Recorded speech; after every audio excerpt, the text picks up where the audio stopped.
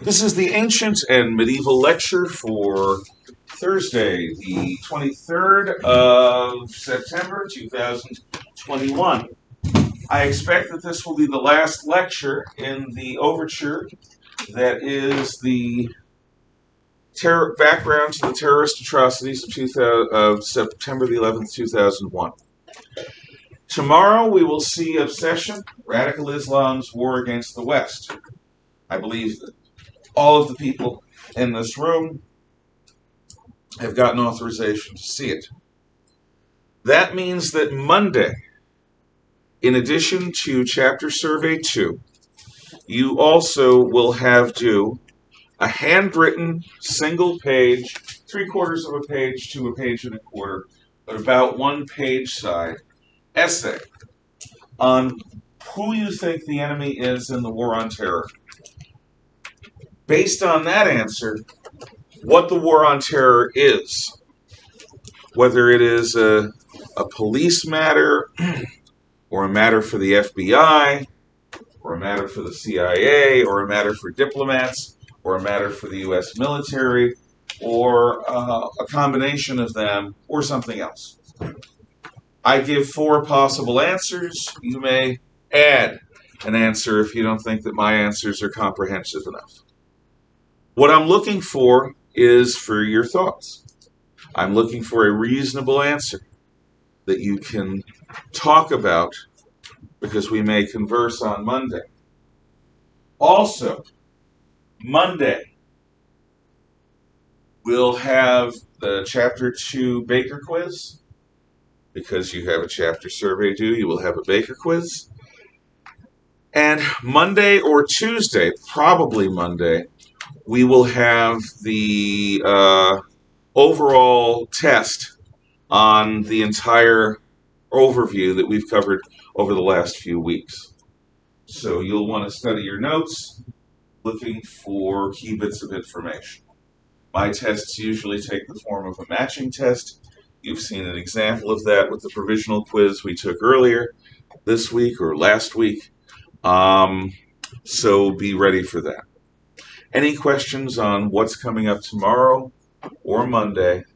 And then Tuesday, likely, we will begin the creation myth stuff. And I'm going to talk about the creation myth stuff on Tuesday, so don't worry about it until then. For the terrorism essay, would you like it in a certain format? No, absolutely not. What I'd like is handwritten. I would like it neat enough for me to read. I don't care about format. What I want is not something polished. I view format as something for a final draft polished piece of work. That is something I rarely deal with. I'll leave that to your English teachers and to your other teachers. What I'm interested in is what you think. And the most effective way and efficient way of delivering what you think on paper is just to have you write an answer. So that's what I'd have you focus on. Thanks for asking. Any other questions? Okay. I don't see any. So, where we got last time was to the Iran hostage crisis of 1979 through 1981. But that by no means is what was all that was going on with the world back then. In 1979, the Soviet Union, which is on Afghanistan's northern border, sent tank armies in to overthrow the government there and replace it with a more reliably pro-Moscow, pro-communist government. This was the beginning of the current troubles in Afghanistan. But you've got to understand, Afghanistan has been known as the burial place of empires, where empires go to die, for many, many hundreds of years. The first time Afghanistan appears in history, in our history anyway, is when Alexander the Great conquers western parts of it. So, Afghanistan is in the heart of a mountainous region to the north and west of the Himalayan mountains in the Hindu Kush, another mountain range. The Afghans are primal tribal people. They've had some national government for thousands of years, but that isn't what's real.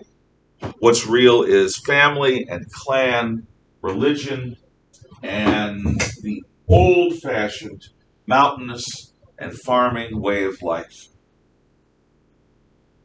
Over the last few hundred years, the most popular export crop that Afghanistan produces is poppies. Poppies, poppies, poppies, if you remember your Wizard of Oz. Poppies are the basis for the narcotic opium. So, for Afghan farmers to make money, they grow a mind-killing, soul-killing drug. And everyone, including us, who has taken part in the governance of Afghanistan at one time or another in the modern era, has had to look the other way at the opium trade, because otherwise the farmers would rebel against you. So the Soviets sent a tank army into Afghanistan. And for 10 years, they tried to bring Afghanistan under their control. The Afghans won't be brought under control. That isn't something we ever really tried to do in our 20 years there. B, it was an opportunity for the United States to pay back the Russians for what they did to us in Vietnam. We fought a 10-year-long war, plus, in Vietnam. And the Russians sent our enemies weapons, spies, advisors to show the Vietnamese how to use the weapons, and they bled us white. They knew that if you kill enough Americans, we might go away. So the North Vietnamese communists, the South Vietnamese Viet Cong communists, the Russian communists, and the Chinese communists all connived to kill Americans from 1964 until 1973-75 in South Vietnam. Well, we sent the Afghan rebels, the Mujahideen, the holy warriors of God, who fought the Russian army, Stinger anti-aircraft missiles. We sent them other weapons. With the Stingers, the Russian helicopters and low-flying jets became prey to the Afghan militias. We taught the Afghans how to fight a modern army.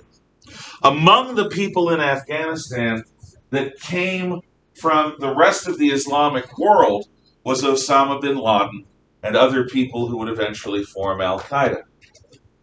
In effect, our CIA, along with the Afghans, taught bin Laden how to fight a modern nation. Now, there are a lot of Americans who go, well, why did we do that? Well, the answer is this. In the 1980s, when this largely took place, the Russians had between 25 and 30,000 atomic and nuclear weapons. They had the largest tank armies in the world. They had the largest air force in the world.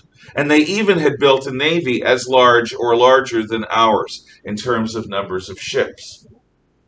The Soviet Union was out to dominate the world like any good communist, wanting to bring the entire human species under communism. They were a much greater threat than any group of militias running around in the sand, fighting for their medieval concept of God. Sometimes in life, you've got to choose between evils.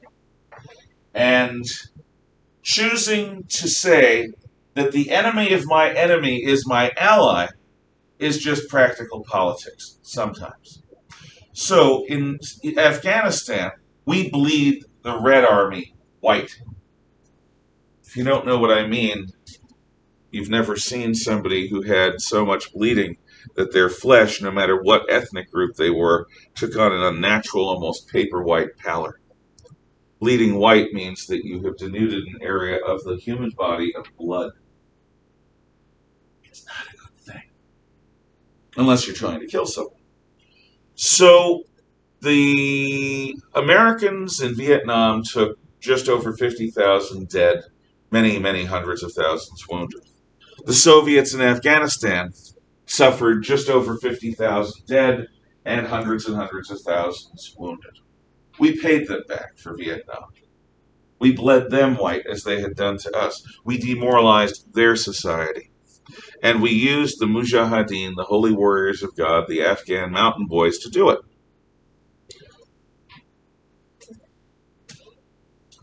In the early 1980s, the nation to the north of Israel, Lebanon, the ancient home of Sidon, Tyre, and the Phoenicians, was in chaos because Palestinian terrorists had taken over the government, or at least had become a major influence on the government. And Lebanese territory was being used to launch missile attacks into Israel and terror attacks on the ground. So in 1982, the Israeli army conquers southern Lebanon. When that happens, the Palestinians retreat to the capital city of Beirut, Lebanon, and try to escape. The Israelis are closing in. Chaos, anarchy is abounding. The communist Syrians seem to be taking advantage of it. Now, Lebanon is divided between Muslim, Druze, and Christian. There are a group of Lebanese Christians called Maronites. All of these divisions between different religions, different ethnic groups, different tribes, and different outside sponsors created chaos. So, the Americans led an international force into Beirut to stabilize things. We took the airport, the British and French took other parts of the city, and the Israelis controlled southern Lebanon, and the Syrians basically controlled eastern and northern Lebanon. But they didn't like that Americans were there trying to keep the peace, they being Islamist terrorists. So one night, a van drives crazily into the lobby of a high-rise hotel building and explodes, collapsing the hotel. Some genius had barracked United States Marines in a high-rise building in the middle of a terrorist war zone. Not a good idea. We lose almost 300 Marines dead, plenty wounded. It is an embarrassment. And my favorite president, President Ronald Reagan, pulled America out of Lebanon just after that. The terrorists learned if you kill enough Americans, we'll probably go away. They tried something like that on the Russians. The Russians sent spy teams into Lebanon, hunting terrorists and killing them, assassinating terrorist leaders and going after them hardcore. The terrorists backed off of the Russians because the Russians fought dirty. At that time, we did not. This is all background to the war on terror. Also in the 1980s, and this is not in your notes, there is an Iran-Iraq war. After the Iran hostage crisis, the Iraqis invade Iran, thinking that it'll be weak and easy to take. The Iranians are not weak and easy to take. And for almost the next 10 years, certainly for the next 8 or 9 years, the Iranians and the Iraqis fight trench warfare World War I style, including the first use of chemical weapons on the battlefield since World War I. The Iranians and the Iraqis use, among other things, mustard gas. Mustard gas is an airborne acid. It's not a traditional poison gas like chlorine, which, if it gets in your lungs, will liquefy them. Mustard gas is a blistering agent. If it touches your skin, it will blister and boil. So, my wife had a friend who she worked with in a high school library in Portland, Maine for many years, who was Kurdish. And her village had been gassed. She lost part of her lung function as a result of it.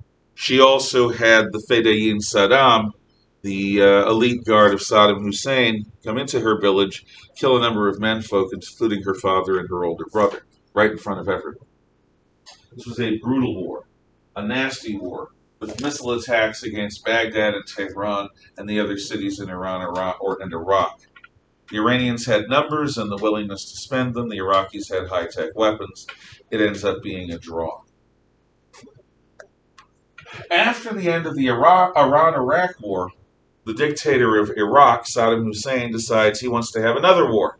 The Iranians weren't a weak target. There's a little tiny postage stamp country southeast of Iraq called Kuwait.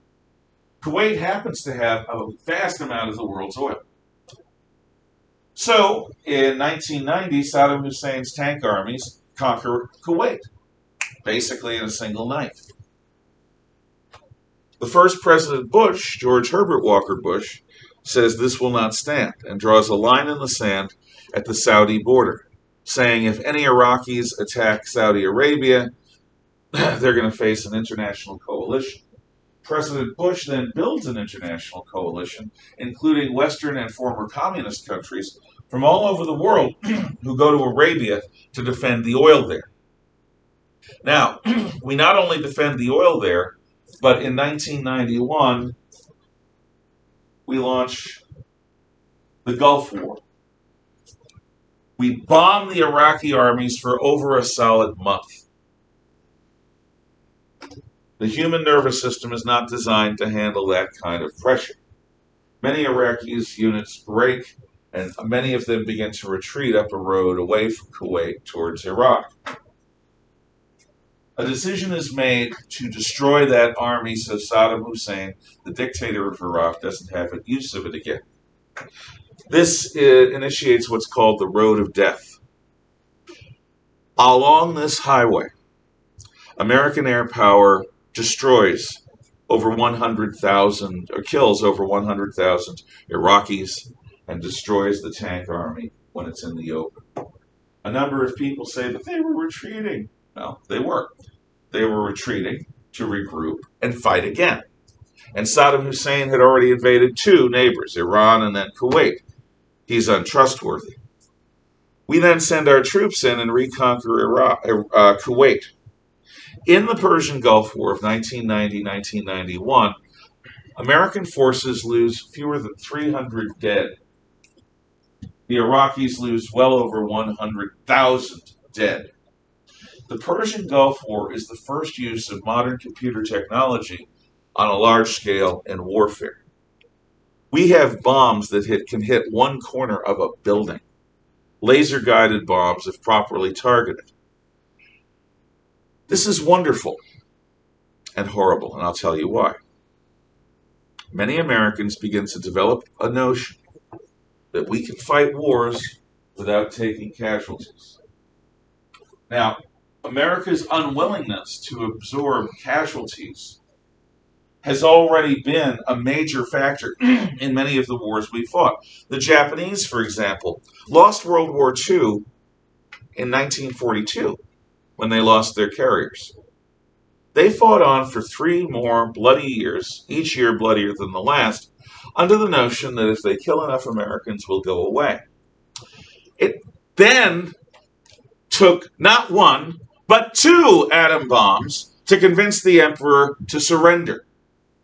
And even then, large sections of the Japanese army didn't want that, and they tried stopping the emperor from surrendering, even though they worshipped him as a god. Had the army had its way, most of the Japanese race would have been killed in the late 1940s in ongoing fighting. Because they thought if you kill enough Americans, we'll go away. In Korea, the Chinese and the North Koreans have the same calculus. It doesn't work. We have a tie. Not victory, but a tie. In Vietnam, they killed enough Americans for us to go away. Now, many Americans have the notion that with high tech, we can avoid casualties entirely. We can fight a push-button war, a war from our perspective that's clean. The problem is that is a lie. It doesn't work. In warfare, you need to take the enemy's territory with ground troops. The enemy may choose to fight you with uniforms in the open and in standard battle, or they may choose to fight you in a guerrilla campaign. If we have the notion that we can fight wars clean and without casualties, we won't be able to win any war we fight. And the war on terror ends up being an example of this. In the entire war on terror, we lose fewer men than in a single hour in a World War II battle.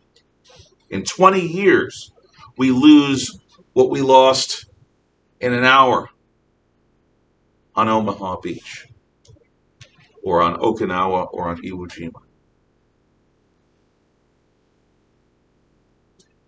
Every death is horrible. Every death is somebody's son or brother or husband, father, lover. But the numbers are so small compared to the commitment we've made and the amount of time. But many Americans just can't handle the idea that American troops might die in battle. And this idea starts with the Gulf War of '91. What also starts is the Al Qaeda organization. Osama bin Laden, a Saudi sheikh with more money than any of you will probably ever have, establishes what he calls the base. That's what the words Al Qaeda mean in Arabic. And why does he establish it? Because Christian crusaders are in the Holy Land of Saudi Arabia. Because Christian crusaders are wandering around, including female soldiers without veils, without hijabs, ordering men around, driving vehicles. It's obscene. They're in the land of Mecca. Now, no American troops went within several hundred miles of Mecca, unless they were Muslim. That didn't matter. Bin Laden said Christian troops or Western troops in Arabia was an obscenity, and it needed to be avenged.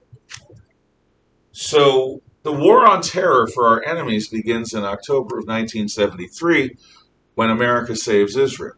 The Al Qaeda organization, which launches the 9/11 attacks, begins in 1991 when American and other troops are in Saudi Arabia. We move on. First time we encounter Al Qaeda is in Somalia, a Muslim African country on the Horn of Africa. That's the pointy spot on the right side of it. Looks like a horn. We had gone into Somalia in order to provide food for the people of Somalia, because in East Africa, food had become a weapon.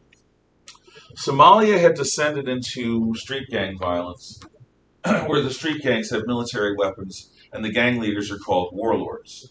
And one of the things that they would do is they would take food that was shipped in from outside, and they'd hold on to it and give it only to their own people. Anyone who wasn't one of their people got to starve. And so huge numbers of people were starving, and as one of his last acts, the first President Bush sent American Marines in, not to take sides in the Civil War, but to make sure that everyone got food. About a year into this mission, President Clinton is now in charge. And there's a particularly pesky warlord named Mohammed Farah Aidid who is undermining our efforts.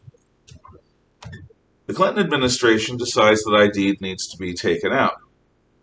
A plan is hatched to capture Aidid alive and bring him out by helicopter. So American forces are tasked to find when Aidid is going to be meeting and pick him up. Well, we get intelligence that he's going to be at a particular building in the mid-afternoon for a meeting. Now, understand, the military forces in Somalia are no longer under American command. They're under United Nations command. There's a Pakistani general in charge of the whole thing. And the United Nations denies us the full use of our weapons. No tanks, no artillery, no jets, no tanks. Light forces, helicopters, Marines, Army Rangers, Delta Force. Humvees, which are basically Jeeps. And so, in broad daylight, we have helicopters moving to capture Aidid. But every Somali warlord has an army of spies with cell phones, telling them all where our forces are going in real time. Aidid gets out, and in the course of trying to secure this building, an American Black Hawk is shot down. Now, normally, we'd send in airstrikes to get our people out, send in the tanks if necessary, hit the area with artillery. The United Nations said no to all of that. So now we're involved in a battle where we have to try to rescue American crew on the ground. Some of the American crew are captured, and they are killed by mobs of khat-chewing Somalis. Khat is a chewable narcotic, a bit like cocaine. Turns you sort of zombified, makes you feel no pain. Americans are literally dragged through the streets as we engage in a running firefight over the next few hours into night and through the night to the next morning. Oddly enough, the movie Black Hawk Down does not do a bad job of describing the violence. The only thing they don't do is talk about how, again and again, the United Nations refused to let us use heavy weapons, and the Clinton administration backed up the UN, not our troops. So, what happens? We pull out of Somalia. If you kill enough Americans, we'll go away.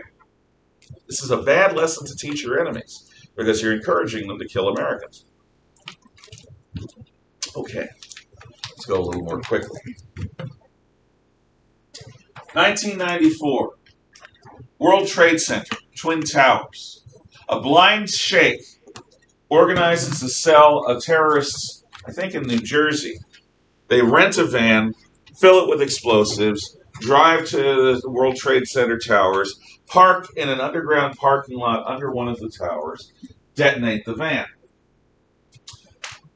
It does not destroy anything except for the cars and anybody unfortunate enough to be in one of those underground garages. Still, the towers are evacuated and investigation is done.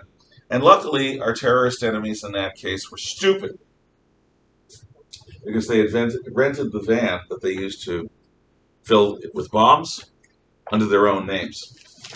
So we got them. I believe the blind sheikh is still alive in prison somewhere. In 1998, 2 United States embassies in East Africa are simultaneously bombed. This again is Al-Qaeda. They're not collapsed, but a number of people are killed, mostly Africans who work for the American embassies, plus a few Americans killed and injured. Now, about this time is the first time I heard, because President Clinton mentioned it on television, the name Osama bin Laden and Al-Qaeda. Now, oddly enough, Clinton's response is to try to bomb their headquarters, which at that time was in the Sudan. Unfortunately, Clinton had gotten bad intelligence, and he bombed a pharmaceutical factory in the Sudan, not anything that had Al-Qaeda in it anymore. They had abandoned the spot. Now, there were Muslims who wanted to give America bin Laden in return for special favors. But Clinton didn't think that it was necessary. So he turned down the offers to get help. And maybe he was right to. You never know. They may have been traps. In the year 2000, the American Arleigh Burke-class destroyer, USS Cole, was showing the flag in Aden Harbor. Aden is just south of the lower tip of Saudi Arabia, near Yemen.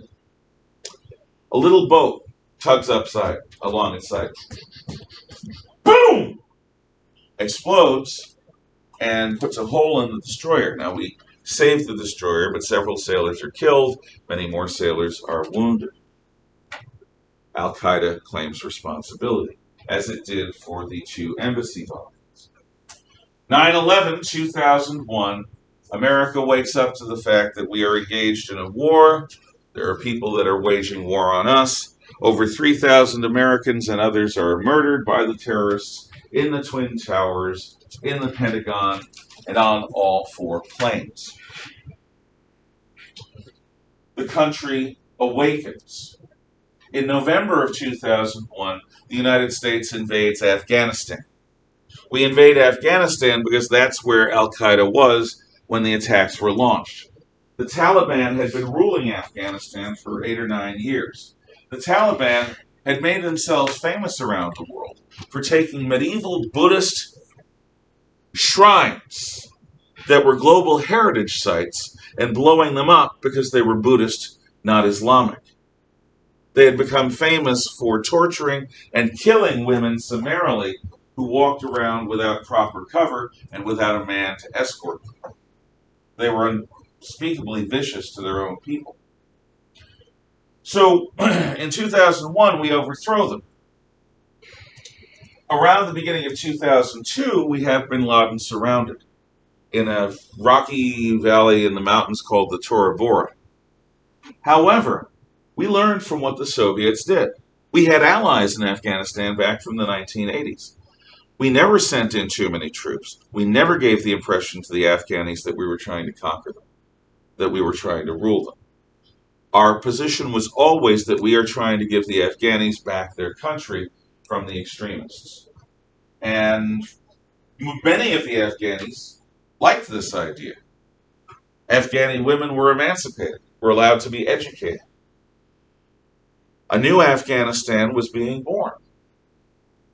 And the Afghanis who worked with us were extremely courageous. But there's a downside to all of that. Had we had American forces surrounding bin Laden in the Tora Bora, bin Laden being the founder of Al-Qaeda and the leader of the organization that launched the 9/11 attacks, we would have captured or killed him, probably. But bin Laden's people bought off the tribesmen who were our allies, and they escaped. Bin Laden escaped to Pakistan, where he was hidden by the Pakistani army, which works for the Red Chinese and doesn't like America. The Pakistani government, at the same time, was supporting American efforts to fight in Afghanistan. So the Pakistanis were a bit two-faced.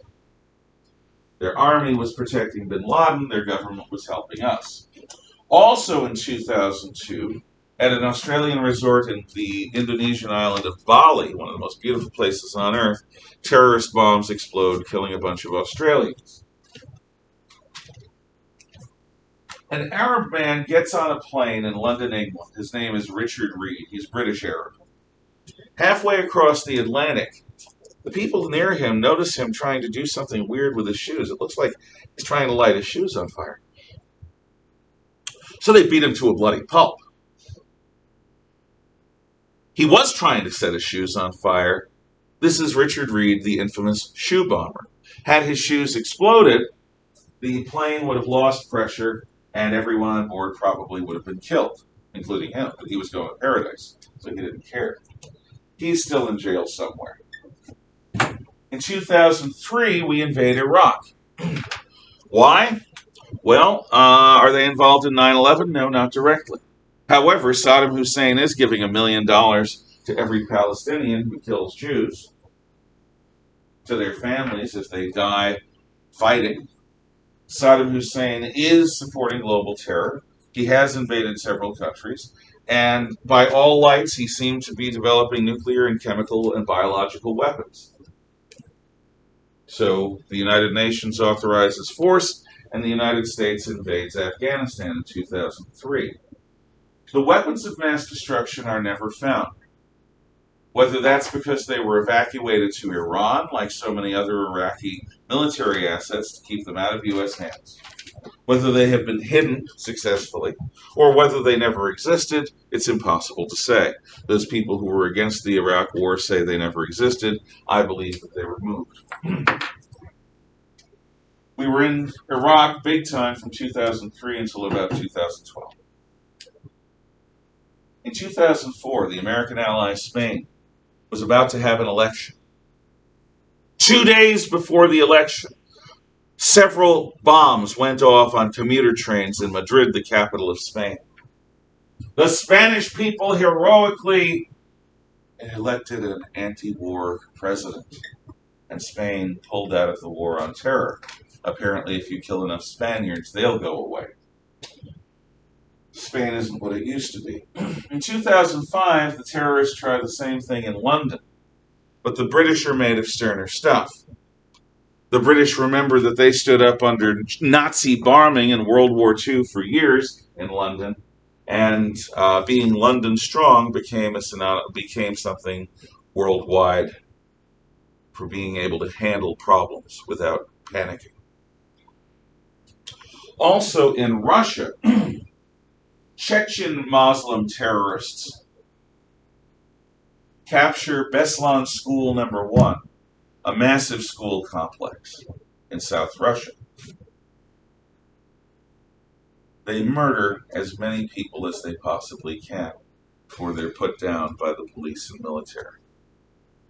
School children. Now, the Russians are tough.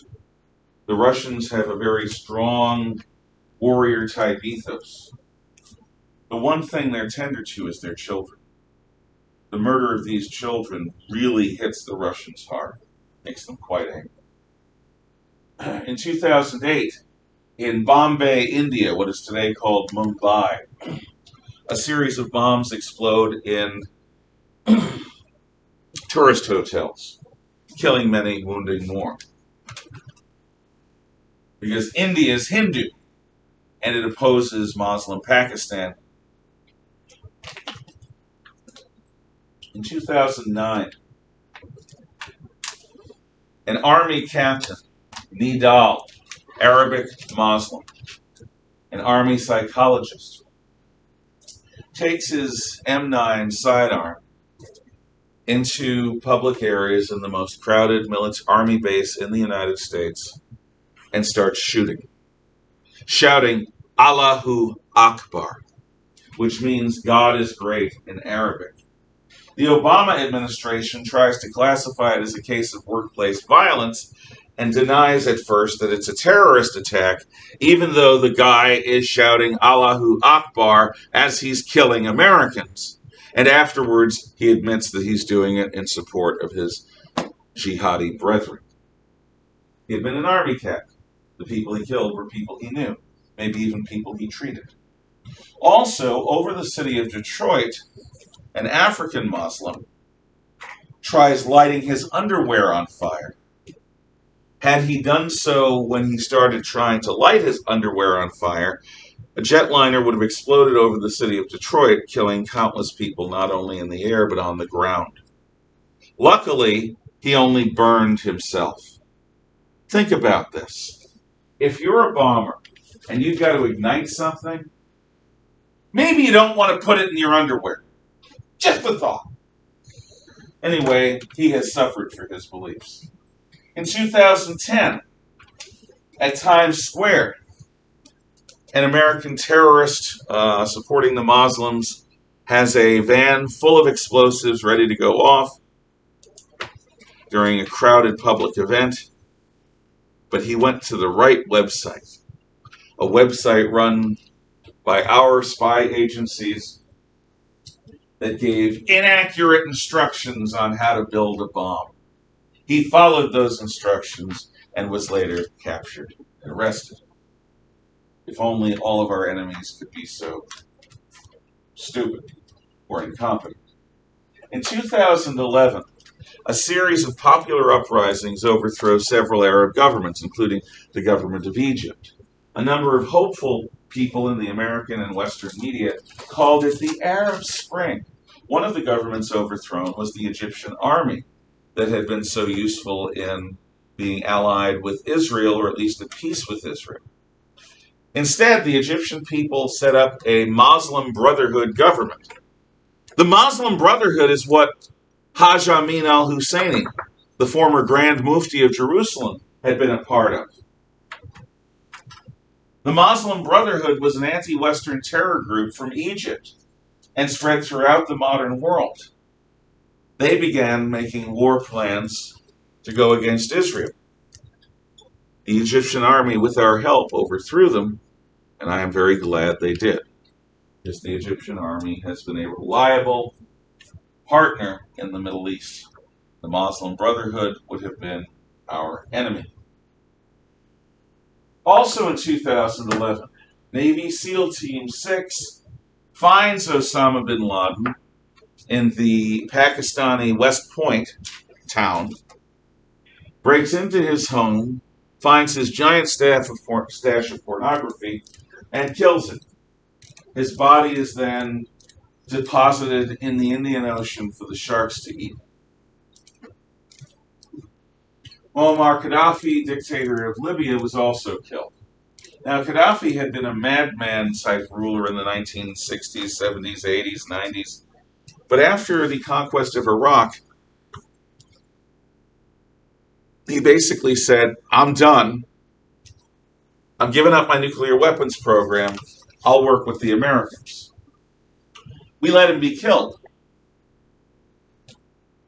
As a result, to this day, Libya is a hot mess, anarchy, with strong terrorist leanings. In 2012, on the 11th anniversary of the 9/11 attacks, there is an American consulate in Benghazi, Libya. There are intelligence reports that are credible, saying it is going to come under attack. The State Department, which runs the consulate, under Secretary of State Hillary Clinton, does nothing about these claims and refuses to up security because it might provoke people. For a 13-hour period, from just before sunset to just after sunrise, the Benghazi consulate is under constant attack, including with mortars that have GPS, so they can hit precisely where they're going. The American ambassador to Libya, Christopher Steele, who happened to be in situ, is killed, along with 3 bodyguards. This goes on for 13 hours, despite the fact that Aviano Air Base is less than 2 hours away by plane, and it's an air base. And despite the fact that we have an American carrier task group in the Mediterranean that might have even been closer than Aviano. Nothing was done. Finally, negotiations happen, and foreign planes come in to pick up the survivors. At no point did the American military flex its muscles to protect its people. And we had special forces across town that could have gotten there on the ground in an hour or two, at most. I still don't have any credible reason why President Obama and Hillary Clinton, the State Secretary of State, did not do anything to protect our people on the ground as the attack went on and on, bloody hour after bloody hour. This isn't me being just an evil conservative. I don't understand that. Just as I don't understand the way President Biden pulled out of Afghanistan. Also, the Syrian civil war begins. And the Syrian civil war involves the Syrian government using chemical weapons and napalm on civilians. President Obama famously says the use of chemical weapons is a red line. Cross it at your peril. The Syrians use more chemical weapons and more napalm. And the American government does nothing. Nothing at all. So apparently a threat from the United States not to use poison gas on civilians means nothing. So the civil war heats up. Migrants begin coming into Europe. First a trickle, then a flood. Then what's called a folk swamp group, where you have millions of people on the move trying to move to Europe. At first the Europeans resist this because this violates their border laws. But then a young Arab boy is washed up onto an Italian beach, dead, because he couldn't get into Italy. And the hearts of the Europeans melt. Gravity still works. With the result being that the Europeans begin allowing millions of Middle Eastern men, mostly unaccompanied by women and children, of military age, to migrate uncontrolled into European countries. Those European countries like Poland and Hungary that refuse to take in these migrants, these refugees, are castigated as hard-hearted and bad. In 2013, at the Boston Marathon on Patriots' Day, it's a holiday in Massachusetts, pressure cookers are used as bombs to kill American runners on American streets. One of the bombers runs over his brother, in panic. They are Armenian. They're Muslims from, I think, Armenia. Uh, Also, the Islamic State in Syria rises, otherwise known as ISIS. 2014, the African Islamic group Boko Haram raids a school, a girls' school. All the girls are taken to be wives of the Boko Haram terrorists who live in the bush with them. In Nigeria. 2015, in Paris, France, a Western magazine that is a satire magazine called Charlie Hebdo publishes cartoons of the Prophet Muhammad. Now, it's in Paris, not in Cairo. It is a satire magazine. They make fun of everyone. But we're dealing with Islamic militants. A few weeks later, Islamic militants invade Charlie Hebdo's publication offices and murder everyone in Paris, France. Also in San Bernardino, California, you got a couple of Islamic immigrants who, an American husband, a Muslim husband, and an Islamic immigrant wife, who work for a social service agency. A few months before, the social service agency gave a baby shower to this woman. But during a Christmas party, husband and wife walk in and start killing everyone. San Bernardino, California, 2015. And they did it to the people who welcomed them, gave them jobs, and gave them baby shower presents. In 2016, at a gay nightclub in Orlando, Florida, Islamic militants come in and kill as many people as they can. Also, the Palestinians begin what is known as the stab campaign, where you have, out of nowhere, you're walking down the street in Israel, in the Palestinian area, and in Europe, and suddenly, Allahu Akbar, stab, stab, stab, stab, stab. And this is encouraged by the Palestinian authorities' government, which is run by terrorists. In 2017, President Trump degrades ISIS, makes it much less of a threat.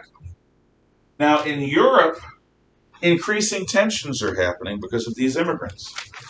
I think it was New Year's 2017, throughout Germany, there are New Year's celebrations. It's Germany, a civilized Western country, a modern secular country. Dozens of women in dozens of cities are raped by gangs of Islamic immigrant men. And when arrested, they said, well, these women were asking for it. They weren't wearing hijabs. They weren't accompanied by men. This is Germany, not the Middle East. But these men acted as if they were back home. Increasingly, the immigrants to Europe are not learning the local language. They're not making any effort to assimilate. They're depending on government welfare to keep them alive, and they hate the very people that took them in. To the point where there are even areas of London and Paris where the police won't go unless they go in with almost military force because the entire neighborhood is Islamic and will turn on smaller groups of police. These are the Londonistan regions. In 2018, a compound for training young terrorists is unearthed in New Mexico. And in 2021, just last month, President Biden decides to end the 20-year-long war in Afghanistan. But he doesn't do it slowly. He wants it done now, so that by the 20th anniversary of 9/11, he can proudly announce that all Americans are out of Afghanistan. So time was not taken to warn the Americans in country that they would need to leave, to bring them in. And before leaving Afghanistan, Biden has the military leave ridiculous amounts of military gear without destroying it, without bringing it out, just leaving it for the Taliban. And prior to evacuating the civilians, Biden evacuates Bagram Air Force Base, which is the heart of military power in Afghanistan at the end. Had we held Bagram Air Force Base until the end, we would have been able to move our people out. It might have taken a little longer, but we might have done it. Instead, our president decided not to. We gave up Bagram. We gave up our military superiority in the area, and then we had to depend upon the Taliban to vet who was coming to the airport and allow them to go through. Today, there are at least hundreds, maybe thousands, of U.S. citizens stuck in Afghanistan, and if they're in Taliban hands, they're hostages. And there are thousands, maybe tens of thousands of allies who worked with us for the last 20 years who weren't able to get out, who are also under Taliban threat. None of that needed to happen. None of it. I didn't agree with the withdrawal. That's political. The way the withdrawal was done was criminally negligent. It's up there with why wasn't the Benghazi consulate supported by American forces that were just a couple of hours away? Why did the battle go on for 13 hours without a single American plane or helicopter? Why did we abandon Bagram Air Force Base? Why did we evacuate the way we did?